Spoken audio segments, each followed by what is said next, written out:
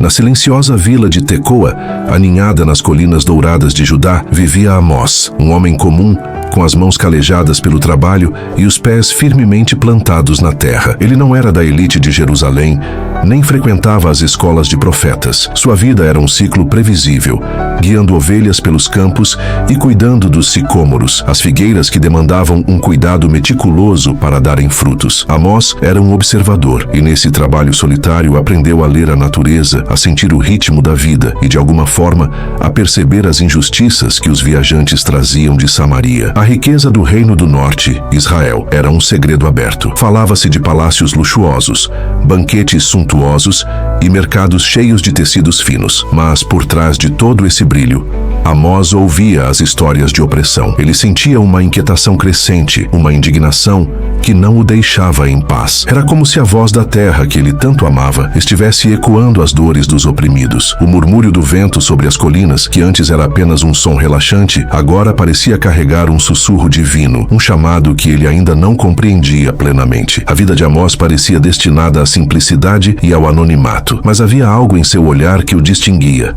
Uma percepção aguçada, um senso de justiça inato que pulsava em seu coração. Em uma manhã como qualquer outra, sob o céu alaranjado do amanhecer, enquanto as ovelhas pastavam, o chamado veio. Não foi uma voz audível, mas uma convicção avassaladora que invadiu sua alma. Era Deus, o Senhor de toda a criação, o chamando para uma missão que desafiaria tudo o que ele conhecia. Amós, o boiadeiro de Tecoa, seria a voz de Deus para o reino de Israel, um reino próspero e ao mesmo tempo moralmente arruinado. A missão parecia impossível, mas para um homem que foi tirado de trás de suas ovelhas pelo próprio Criador, não havia espaço para a recusa. Ele deixaria para trás a paz de suas colinas e partiria para uma jornada perigosa, carregando apenas a verdade de Deus em seu coração. A jornada de Tecoa a Samaria foi um despertar para Amós. À medida que se distanciava das paisagens familiares de Judá, ele testemunhava a opulência de Israel, um reino que parecia ter alcançado o ápice de sua prosperidade. As cidades cintilavam, os mercados eram vibrantes e a vida parecia uma festa interminável para os que tinham poder e dinheiro. No entanto, quanto mais ele se aprofundava naquele cenário de luxo, mais nítida se tornava a realidade sombria. Em Samaria, a capital, a opulência e a miséria coexistiam de forma brutal. Palácios grandiosos se erguiam sobre becos imundos, onde a pobreza esmagava vidas. Amós,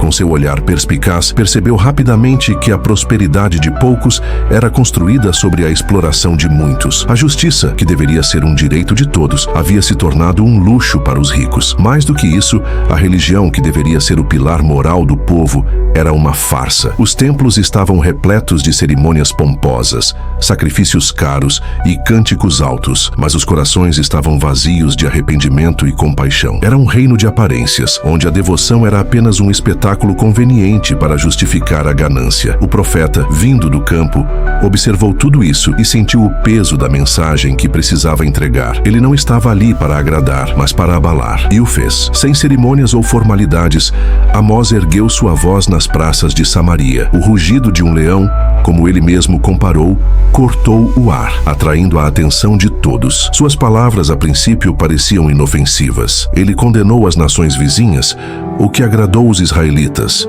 Mas então, com uma reviravolta dramática, Amós apontou o dedo para o próprio Israel. Ele os chamou de vacas de Bazã, uma metáfora usada para as mulheres e homens da elite que viviam na opulência e exploravam os mais pobres. Ele denunciou os comerciantes que usavam balanças desonestas, os líderes que pervertiam a justiça e os sacerdotes que transformavam a fé em um teatro vazio. A mensagem de Amós era uma lâmina afiada, expondo a podridão que o reino tentava esconder. Seu clamor por justiça não era um grito de revolta política, mas um aviso divino, um último chamado para um povo que estava prestes a colapsar sob o peso de sua própria corrupção. Deus não apenas deu palavras a Amós, ele o presenteou com visões vívidas que ilustravam a urgência e a gravidade da situação de Israel. A primeira visão era um campo verdejante, símbolo da prosperidade do reino, que foi subitamente devorado por uma nuvem de gafanhotos. Nada restou, nem alimento, nem esperança. Amós, com o coração partido, comprometido, intercedeu. Ele clamou pela misericórdia de Deus e por um instante o desastre foi adiado. Mas as visões continuaram, cada uma mais impactante que a anterior. O profeta viu um fogo avassalador que consumia tudo, secando rios e queimando a terra. Era uma imagem assustadora, um sinal de que a destruição completa era iminente. Novamente, Amós clamou, pedindo que Deus se compadecesse de seu povo. A terceira visão, no entanto, foi a mais reveladora. Ele viu o próprio Deus segurando um prumo, aquele instrumento usado para garantir que as paredes fossem construídas de forma reta. Deus estava medindo Israel e a mensagem era inconfundível. O povo estava moralmente torto, desajustado da vontade do Criador. Deus, o construtor do universo, não toleraria um edifício moral que estava prestes a desabar. As palavras de Amós, combinadas com essas visões poderosas, eram insuportáveis para a elite de Israel. E entre os que mais se sentiram ameaçados estava Amazias, o sacerdote de Betel. Para ele, o templo não era apenas um lugar de adoração, mas uma fonte de poder e prestígio. Amós, com sua origem humilde, estava desestabilizando a ordem que Amazias tanto protegia. A oposição foi imediata e cruel. Amazias tentou desqualificar Amós, enviando uma mensagem ao rei Jeroboão, acusando o profeta de conspirar contra o trono. Ele o chamou de vidente e o mandou de volta para Judá, tentando desprezá-lo por sua origem humilde. Mas Amós não se intimidou. Com uma firmeza inabalável, ele respondeu: eu não sou profeta, nem filho de profeta. Sou boiadeiro e cuidador de sicômoros. Mas o Senhor me tirou de trás do rebanho e me disse: vá, profetize ao meu povo de Israel. A declaração foi um golpe certeiro. Amós não estava ali por ambição ou por escolha própria, mas por um chamado divino. Sua autoridade não vinha de títulos, mas da obediência a Deus, e nada, nem mesmo o poder de Amazias, poderia desviá-lo de sua missão. Amós não se calou diante da oposição. Suas palavras, agora mais urgentes do que nunca, continuaram a ecoar pelas ruas de Samaria. Ele denunciou a injustiça em seus mínimos detalhes, falando de balanças falsas, de mercadores que vendiam até o lixo do trigo para os pobres e de líderes que esmagavam os necessitados por lucro. Amós expôs a hipocrisia de uma religião que se contentava com rituais grandiosos, mas negligenciava a compaixão e a honestidade. Com uma voz firme, ele declarou o desprezo de Deus por essas festas e sacrifícios vazios. Eu odeio, desprezo as suas festas religiosas, proclamou, e não me agrado das suas assembleias solenes. Em vez disso, Amós clamou por algo maior. Corra, porém, o juízo é como um rio e a justiça como um ribeiro perene. Essa imagem poderosa comparava a verdadeira vontade de Deus a uma torrente de água que purifica, restaura e flui de forma ininterrupta. A fé não deveria ser uma cerimônia estática, mas uma força dinâmica, transformadora, que se manifesta em ações de justiça e retidão. O profeta estava confrontando a sociedade de Israel com uma verdade incômoda, mostrando que não havia como adorar a Deus de verdade enquanto se oprimia o próximo. Mas em meio a todas as suas advertências e denúncias, Amós também trouxe um lampejo de esperança. Ele falou de um futuro distante, de um tempo de restauração divina. Naquele dia, ele disse: levantarei o tabernáculo caído de Davi. Essa era uma visão simbólica de um tempo em que a relação com Deus seria renovada, um período de paz e abundância. Ele pintou um quadro de campos férteis e vinhedos fartos, de um povo disperso que seria reunido e das cidades destruídas que seriam reconstruídas. A promessa de restauração de Amós era um contraste gritante com a realidade sombria que ele denunciava. Era a prova de que o coração de Deus,